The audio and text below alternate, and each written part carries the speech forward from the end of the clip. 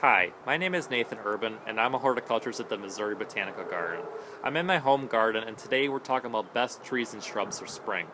So when you think about spring, you usually think flowers. You think service berries, flowering dogwoods, redbuds, azaleas, witch hazels, magnolias. There's so many plants to choose from, and there are so many different flower colors too.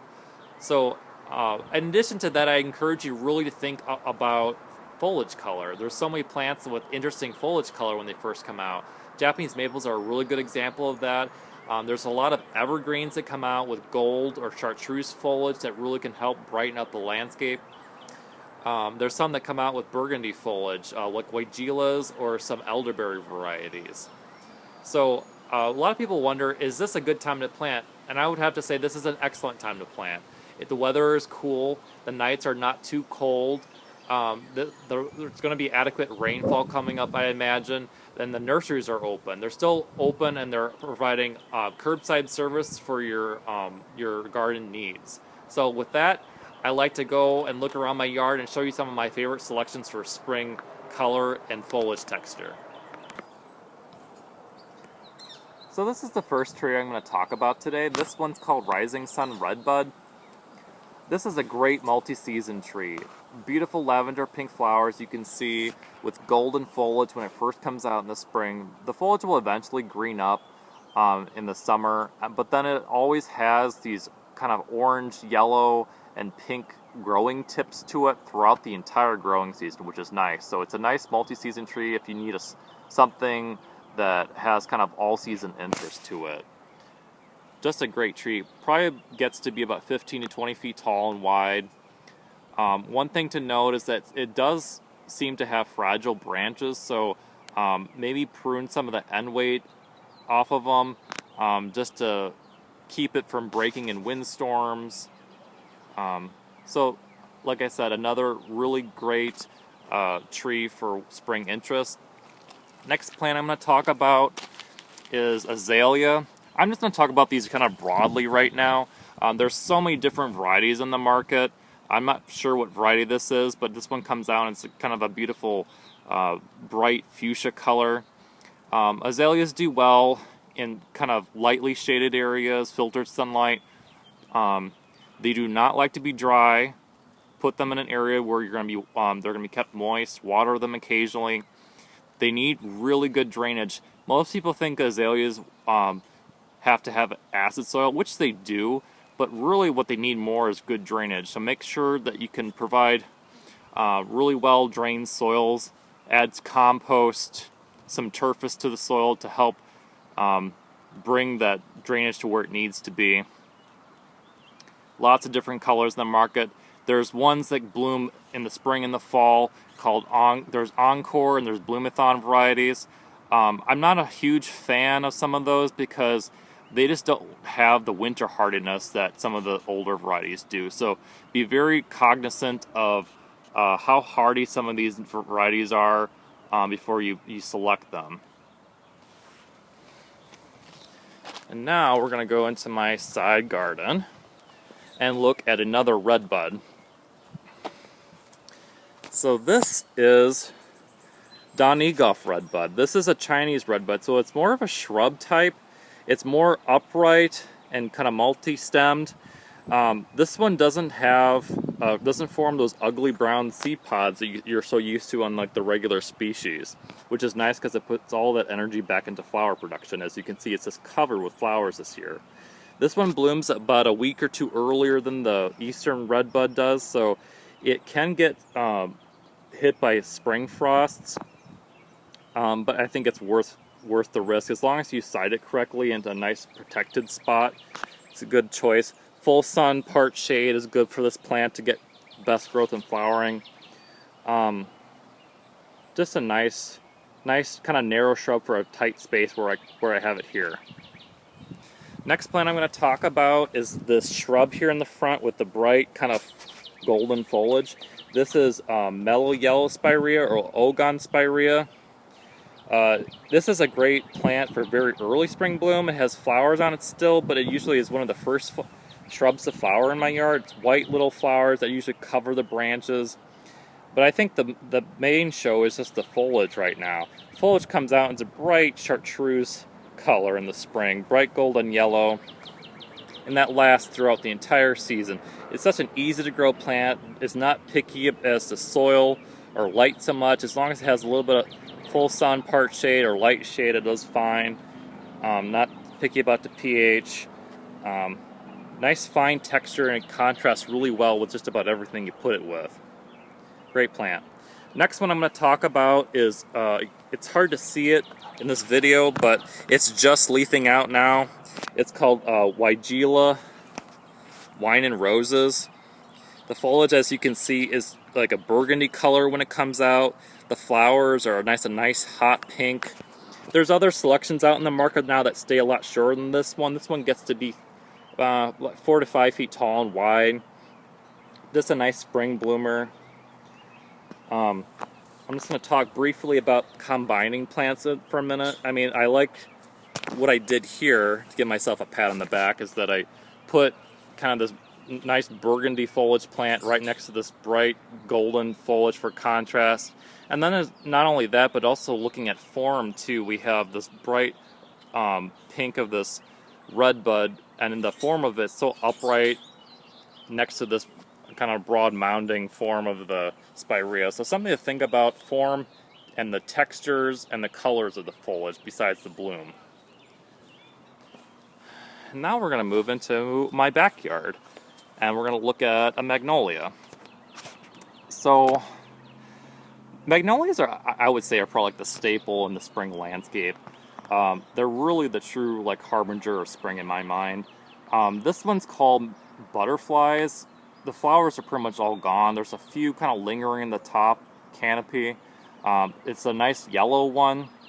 There's so many different colors in the markets to choose from: pinks, purples, whites, and there's bicolors there. My advice: pick a hardy variety to our climate. Some of them don't do well in St. Louis. They're just they're bred to be grown in southern climates. Also, make sure if you're picking one, pick one maybe that blooms a little later. Some of the ones of the Little Girl series are really good. They bloom a little bit later and they have beautiful flower colors.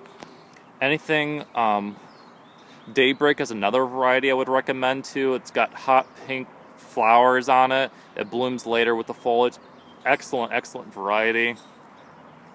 Plant these if you can on the northeast or east side of your house to kind of delay flowering so that they're less likely to get hit by a frost, which would damage the flowers and turn them to mush.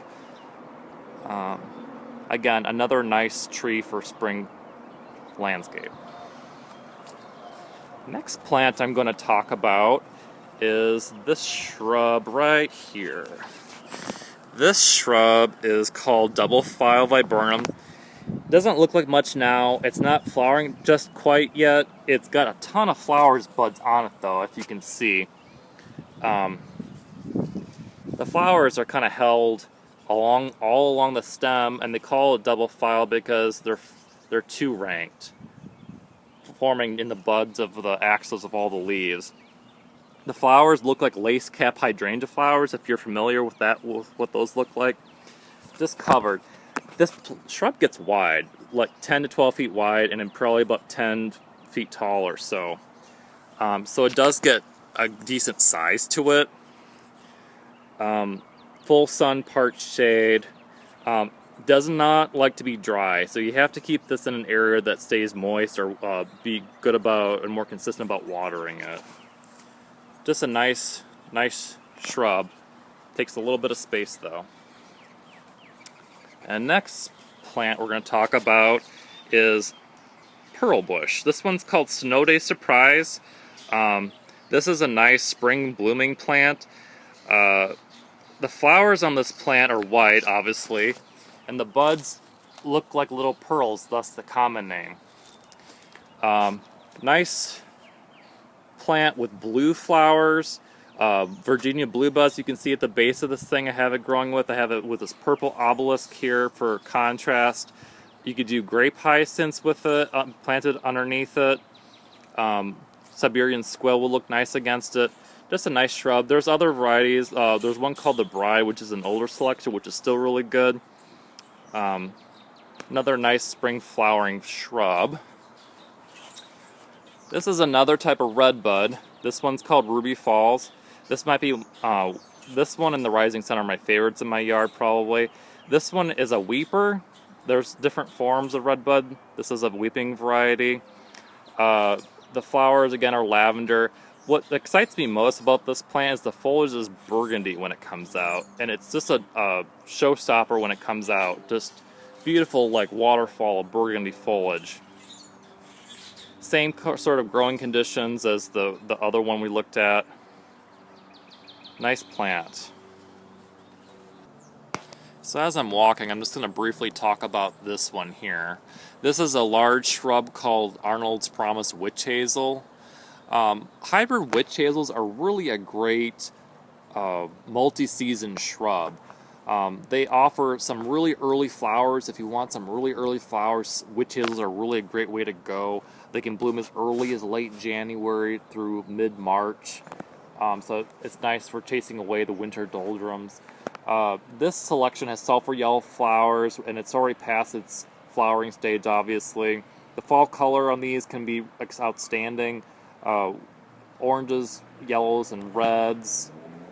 This one, it gets to be pretty large, 10 to 15 feet or more at maturity, and just as wide, but it's a slow grower, so it'll take a while. This has a nice vase-shaped habit, so which I think is great because you can plant a bunch of stuff underneath it, like hellebores and hostas and other shade plants. Moving on, I'm going to talk to you a little bit about Japanese maples. So Japanese maples are like the coleus of the tree world. There are so many different varieties. And they have all different types of leaf forms, foliage colors, growth habits. They're really versatile. They have so many different types to choose from. This one in front of us is Orange Dream. Comes out as brilliant orange foliage to it that lightens to like a light green and then turns yellow in the fall. Like the witch hazel, they're very multi-season plants. One thing I want to note is that if you're choosing a Japanese maple, choose one that's hardy to our climate and also has heat and humidity tolerance. There's an older one that's been out in the market for forever called Bloodgood. It's a nice tree for certain parts of the country, but not necessarily to St. Louis. It just doesn't have the heat and humidity tolerance to it. So I'm recommending things like Fireglow or Emperor One are good choices. If you want one with really nice spring foliage, like Orange Dream is a good choice. Or there's another one called Katsura, which looks very similar. Great choices. So do your research and pick out one that will look great in your yard. Next plant I want to talk about, this is Koreanspice Viburnum. This one is called Spice Baby. It's a dwarf variety. The straight species will get 6 to 8 feet tall and wide, but this one's supposed to stay 4x4, but we'll see if it actually stays that size. I mean, with any sort of shrub or tree, you can do pruning, a little minimal pruning to keep it into the size range you're looking for. White flowers that emerge from pink buds on this plant. The best selling quality of this plant is the fragrance, though. The fragrance is just out of this world. It smells kind of like a lilac, but like a lot better, and you can smell it from so far away. Excellent plant. The plant itself in the fall can turn kind of like a brick red color, the foliage can, or a burgundy. Excellent plant for including by a patio or near your front door or front walk. Moving on, I'm just going to talk about this one shrub in my little tree garden here. This one's called Blue Shadow Fothergilla.